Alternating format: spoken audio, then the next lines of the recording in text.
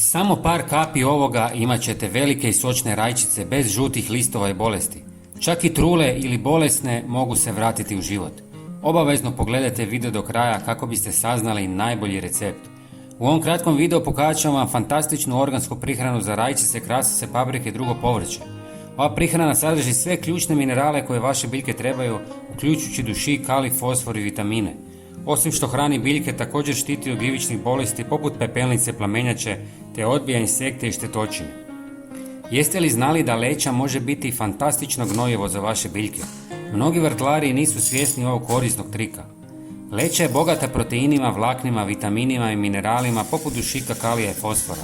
Kada je sameljete u prah, može se koristiti kao prihrana za sve vrste biljaka, osiguravajući im ključne hranjive tvari za zdrav rast. Kada se leća razgrađuju u tlu, oslobađa hranjive tvari koje su izuzetno korisne za biljke. Osim toga, leća poboljšava strukturu tla, povećavajući njegovu plodnost i sposobnost zadržavanja vlage. Istresite u 300 ml tople vode i dobro promiješajte. Drugi sastojak je 100 ml svježeg kravljeg mlijeka. Ovaj prirodni dodatak sadrži korisne bakterije koje proizvode antimikrobne tvari i proteine učinkovite u borbi protiv gljivičnih oboljenja na biljkama. Kada se razrijedi i koristi kao sprej, mlijeko ne samo da jača otpornost biljaka na bolesti, već i sprječava rast gljivica. Osim antifugalnih svojstva, mlijeko djeluje kao prirodno gnojivo, pružajući biljkama dodatnu prihranu.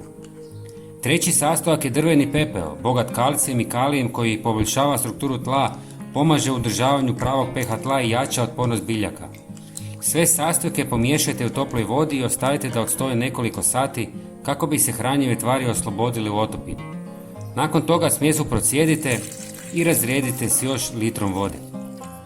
Ova kombinacija ne samo da hrani vaše biljke, već i štiti od bolesti te poboljšava kvalitetu tla za njihov optimalan rast. Pogledajte i naš sljedeći koristan video na ekranu. Hvala vam puno i pozdrav!